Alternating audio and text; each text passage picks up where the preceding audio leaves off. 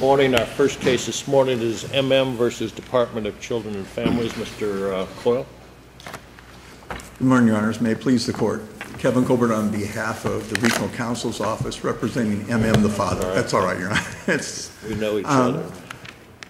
I'd like to reserve 3 minutes for rebuttal if possible. Okay. We're here asking the Court to reverse a report and recommendation for termination of supervision by DCF in this case. And the basis really is due process. This father showed up at a judicial review hearing, at which time the judge sua sponte changed it into a termination of supervision hearing. Hadn't the mother petitioned for a termination? There's nothing in the record that shows that she moved for termination. I thought I had read in one of the briefs that she had filed for termination. I am not aware of that, Your Honor. Okay, no. then I don't believe she had. It was brought up in the hearing. Okay, I may have misunderstood. I thought I had read that she had in fact filed for it. And there was, even so, there was no notice. Right. And I would argue that there was nothing in writing, and that's what I did argue in my brief. brief. I understand what you're saying. That being said, the father had no notice and had no ability to respond. It's a lack of due process, notice and the ability to be heard. And in fact, the father did argue on his own behalf that they'd never heard from any of the therapists. The court made its ruling based on hearsay, based on a report, which the reports were not included in the record on appeal. I don't know why they didn't get there, but I don't have them. They aren't there. Saying that the girls, his daughters rather, did not wish to have visitation with him. That was the judge's recollection. In a termination of supervision where the court's going to keep a parent from visiting with their parents, and the courts under FE, which is a case out of this court, Judge Schwartz correctly said that the court has the ability to limit or to deny contact in a termination of supervision. But in that case, there was substantial and competent evidence adduced that it was for the best interest of the children. In this case, the judge just said, all along the girls have not wanted visited. The father responded, we've never heard from the therapist. I've never gotten the therapist to tell me what's going on, and I believe this court should reverse this below to allow the father to have a hearing where he could bring the therapist in and ask what was done, why do my daughters not want to be with me? The fact is the daughters, it is not disputed that the daughters are saying they do not want to see the dad, right? What's not disputed is that the therapists say that. What the daughters said, we have to take that at face value, but it's not substantial and competent evidence because the therapist never came in and testified at any point along the line. I would ask the court to consider this father took a consent plea. This case came in on the mother physically abusing the child and leaving marks, the eldest child. And the father likewise abusing the child. Both of them. Then consent. What happened was they were both consent cases. Then we move fast forward to a report, and under the rule that's equal to a motion, right? Well, first of all, let me back up and say the father's supposed abuse occurred 3 to 4 years prior to this case coming in, and it was never fleshed out what. If you look at the plea, Your Honors, it says that the father caused the girls to have emotional and physical, I can't remember the correct terminology, but basically it was very unspecified, and it occurred 3 to 4 years prior to this case coming in.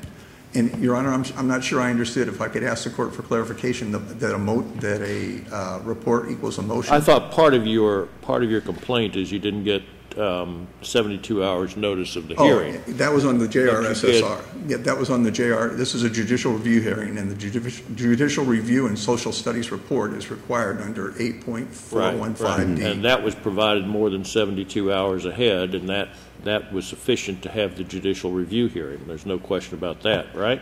It was filed the day before. There is no certificate of service on that JRSSR to show when it was filed. I thought counsel for the father said he had it before. She said she had it. She didn't say when she got it. And in fact, the reports, which were... Well, but wasn't the report. Her issue was that she hadn't gotten the therapist reports. It appeared to me, in reading the record and what there is of it, and et cetera, that she was saying, yeah, I've had the JS, I can never remember the initials, but I've had that. The problem is I didn't have these. Correct. It was provided to her that morning in court, and that's the crux of it, is the therapist report, which would be part of the JRSSR, Judge Shepard, were not provided to anybody until that morning. Somebody said, I believe the caseworker said, I received them the night before. Mm-hmm. So regardless, first of all, I would argue the JRSSR, there's nothing to show it was served properly, but even so, the crux of it, the report, which is what the court relied on, was not provided in a timely manner. And for that reason alone, there was a due process violation. Can you waive due process in this type of situation? Well, that's actually, I believe, what my learned that's opponent is arguing, that it wasn't fundamental error, but my understanding of the law is that due process and the right to be heard are fundamental. But can you waive it? I don't believe, I'm sorry, and what, I don't believe Can he waive getting these reports 72 hours ahead of time? Because there was something in the record where he stood up and said, well, let's just do it. I don't care type of attitude. Yes. My question is, can that be considered a waiver? And can you waive it? The answer is yes, it can be waived, but it needs to be knowing voluntarily. This is a father, and if the court will look at that in context, it was a somewhat, I don't want to call it a diatribe, but he was saying, hey, I'm not getting any information from my lawyer. I'm not getting any information from the therapist. Nobody is telling me what's going on. Okay, if you're going to close it, but it was one statement in a good 5 or 10 minute diet or monologue. I don't believe that should be held just against an offhand comment. Exactly. It was a comment, and it was one of frustration. It's quite obvious he was very frustrated with what was going on in there. And the other point I'd like to make before I sit down, Your Honors, is that dovetailed into this, the trial court retained jurisdiction. And the reason that's important is if the trial court doesn't retain jurisdiction, the parent can take this to family court, and they're back on an equal footing. What happens when you retain jurisdiction in a dependency court is you're required under 39621 and its sister rule, I can't recall it off the top of my head, to go back into court and to petition the court to reopen. And at that reopening hearing, you need to show that it's not going to be harmful, not going to endanger or be harmful to the children, that you've complied with your case plan, and that there's a number of factors involved. And they're all weighed against this father because he doesn't have any contact of any type, let alone therapeutic, with his children. In the case plan alone, he was doing his domestic violence, he was doing his parenting before it got canceled, and he was never re-referred, but that wasn't brought up. He had it's beyond my understanding, but he had a child support order of $1,500 a month, and yet he's represented indigent by regional counsel's office. And he had family therapy. How could he come back in before this court and ever ask for a modification of visitation, because he would be incapable of putting aside the child support of meeting the requirement of family therapy alone? I thought the judge said that he wasn't completing his anger management courses and something else. He had not completed them, Your Honor, but if you go back and look, in the March 4th, there's a letter from his anger management that said he had 5 out of 9 classes done. The family therapy, it says in the report that he had done all but 3 of the courses when the class or the program shut down, and there's nothing about a re-referral. But again, that was not preserved below. His counsel really didn't make that argument. I'm making the argument now in that it makes it impossible for him to go back in the dependency court and move to reopen, because the first thing he has to do is petition to reopen, and he has to show that he completed his case plan. With family therapy as one of the tasks, that alone, where he has no contact with his daughters, and that would prohibit him from ever going back in. At a minimum, this case should have been, the jurisdiction should have been terminated so that he could take it to the family case. Thank you, counsel. Thank you very much.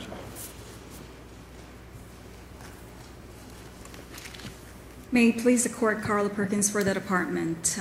This is a case actually where it should really have been in unified family court, because the custody issues that the father is fighting with the mother over, it's really a 61 proceeding.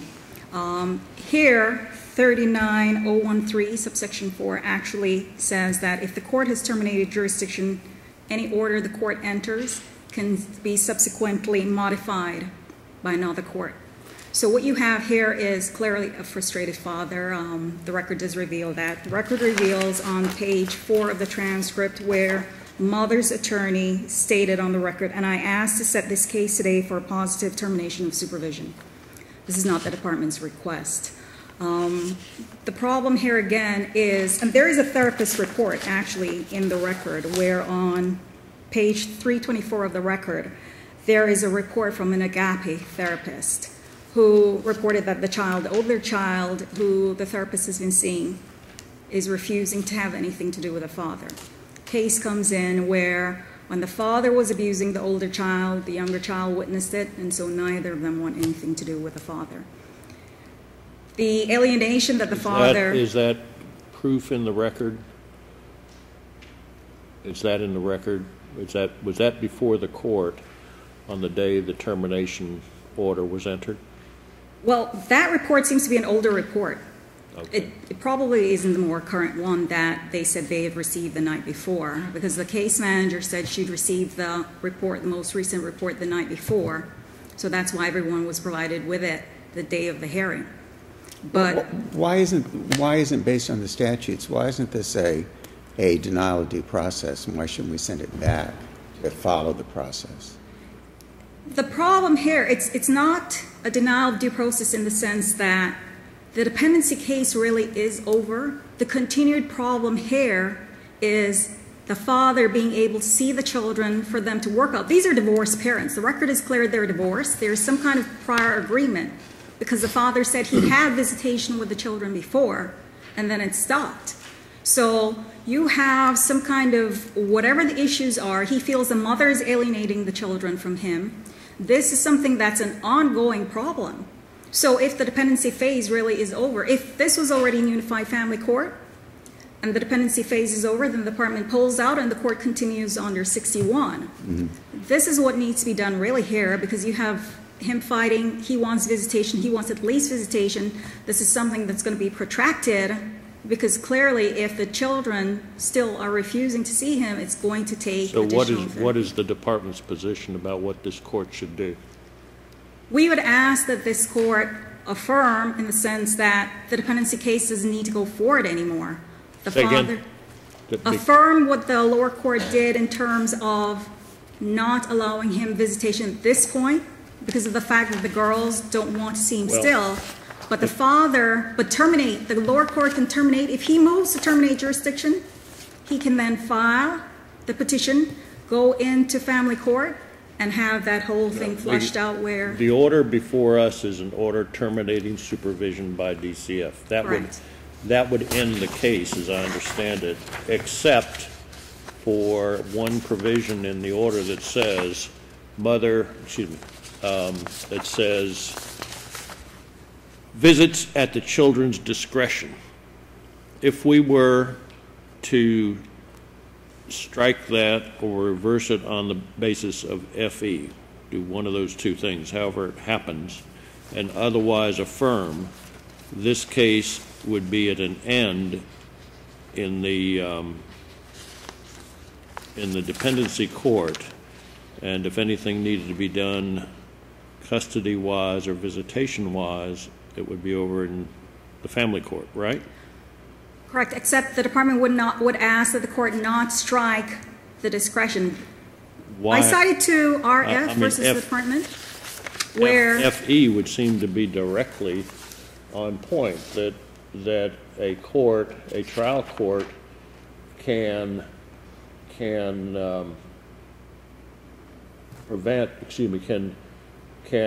say no present visitation on the basis of the facts, if they're in the record, and I'm going to assume for this purpose they are, but that the trial court cannot say that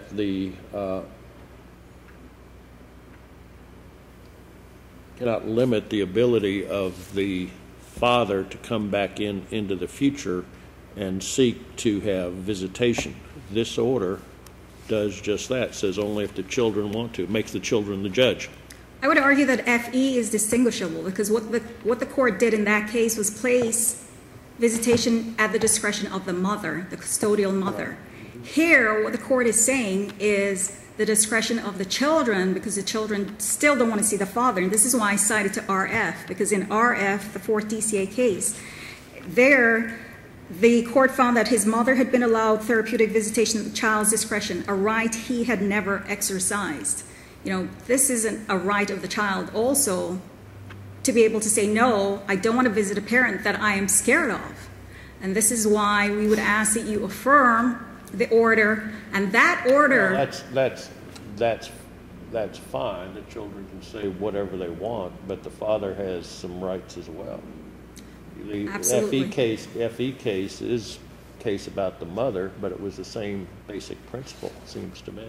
Well, in FE, they place it at the discretion of the father, visitation. This one here, the judge is doing it at the discretion of the children. What we're arguing, though, is that even if the court, even if this court affirms the order where visitation is at the discretion of the children, that can be modified over in family court at the point in time where that judge then feels that because they need some kind of time-sharing agreement that's eventually set up. I mean, there seems to be a road. I'm sorry. Go ahead. Your opposing counsel said that this case is not over, though, that the court kept jurisdiction. Correct. Why would it keep jurisdiction? It discharged the attorneys. It says the father has no right to see the children. I mean, it eliminated the father's right to see the children, right? I mean, why did the court keep jurisdiction? Well, if they retain jurisdiction, then the child actually remains dependent until the age of 18. Well, did the court keep jurisdiction? Yeah, the court retained jurisdiction, so that actually keeps the child dependent. The children remain dependent until the age of 18 when the court retains jurisdiction. That's what happens. But the father has the ability to move to terminate jurisdiction, which that will end the dependency of the children totally. What would be the position of the department if you know? I mean, if the father moved to terminate dependency or terminate this case? That is proper because this actually needs to be flushed out under Chapter 61. I thought you said this case was over except for the sentence that I just read. No, I'm agreeing. I'm agreeing with the court where the dependency case technically is over and it needs to continue under Chapter 61. So be moved over to family Where court does it- and continue. where does You it disagree with the trial judge? You disagree with this order? You mean in retaining jurisdiction? Yes. Well, the fact is, I don't know why. I mean, it's not in the record why the court retained the jurisdiction. I mean, I'm only saying that when the courts retain jurisdiction, the children remain dependent. Where does it say the court has retained jurisdiction in this order? Does it say that? Yeah, I didn't see it either. So. Usually it's checked off on like a box or something. Pardon? Usually there's like a little yeah, box I think, that they check. It is, it's checked Actually, off. I look on page 515 of the order, Correct. paragraph 15, there's something checked. Let me ask you to follow up on Judge Shepard's and Judge Logue's questioning. If we were to affirm this in whole, what happens next? What can happen next? The father has the ability to move to terminate jurisdiction, go into family court, and then proceed there because there is obviously a prior time-sharing agreement. There should not be any jurisdiction. There should not be any jurisdiction presently in the family court, and in the dependency court is what I'm hearing from you, correct? Correct, because So the if dependency. he were to do that, if he were to file that motion, you would, the DCF would agree to terminate jurisdiction, right? Absolutely, we're out So of the we case. can almost stipulate to that this morning. And then that leaves, you would agree to that. Absolutely. Okay, so we have that concession. And then we're down to the point about visits at the children's discretion. We're setting aside all the procedural stuff now. See if we can solve a problem. And that's troublesome, it seems, because if we affirm, then that'll be a final order going over to the family court. I could see a trial judge over there in the family court saying that visits at children's discretion, it was not raised or argued or reversed by the in the dependency proceeding, and so that's what I have, kind of a res judicata argument. Is that a concern? For the father, possibly. All right, so if that's the case, then if we strike that, and, I mean, we're not a trial court, that's for sure, but if we strike that and go to the FE process and say presently no contact, that solves the current issue, and leave it to the future for the father to do whatever he wants over in the family court. Wouldn't Have it addressed there. That would solve all problems, right? Sounds good. Sounds good to you. Mr. Colbert, you have an offer. Sit down. I'm not a qualified mediator. I didn't mean that in any mean way. You understand that? Definitely. I said sit down, but I didn't mean that in any Okay, thank you. mean way. I hope you understand that, Ms. Perkins. If this works, I'm going to be given an automatic mediation degree. Okay, so help me out. I'm getting old, and I need to be a mediator in a couple of years. So this could go right on my this could go right on my resume. That being said, I hate to be the spoiler, but I don't think that works. And Okay. there's a couple reasons for that. Please. First of all, if this court were to affirm, the father can't go back and move to terminate supervision. The case is over. He has to go back to reopen the case, and that's governed by 621, which we already discussed. He has certain things he has to do just to reopen the case, which include showing Well, that he complied with the case if we reverse if we say there's no more jurisdiction, then you're saying he'd have to come back in under 39.621 here? No, Your Honor. If you revert, I thought the court had said, what if, the question was, what are the father's options? Right. The father does not have an option to go back and move to terminate, with all due respect to opposing counsel, to terminate supervision. There's no procedure, there's no rule that allows that. That's what this order does. It terminates supervision, doesn't it? That one does not. That one retains jurisdiction, and that's that's the Well, rub it here. terminates supervision and retains jurisdiction, which seems contradictory in my simple world. And in fact, there's a case out there. How can you terminate supervision and still retain jurisdiction? I guess that allows for the 39.621 to come into play. Exactly. That's the basis for it. And there's case law out there that says that normally they should not retain jurisdiction under certain limited circumstances. They should, but they do have the ability. It's in the rules. So so that if you were to agree to a reversal of that, and if we were at the same time to somehow strike or modify the visits at children's discretion so that it would wind up that at the moment and into the immediate future, say, there's no contact, but that the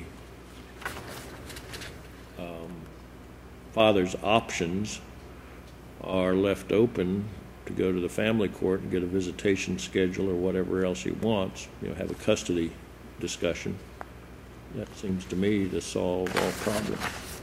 I can't say it doesn't, but my preference would be that the court reverse send it back for a hearing where they bring this therapist in to hear just what's been going on with these children for the father to cross-examine her. And it could end up in the same spot, Your Honor, where it's going to be a no-contact order, but it'd be based. So you're back on to the point of the process by which it got here.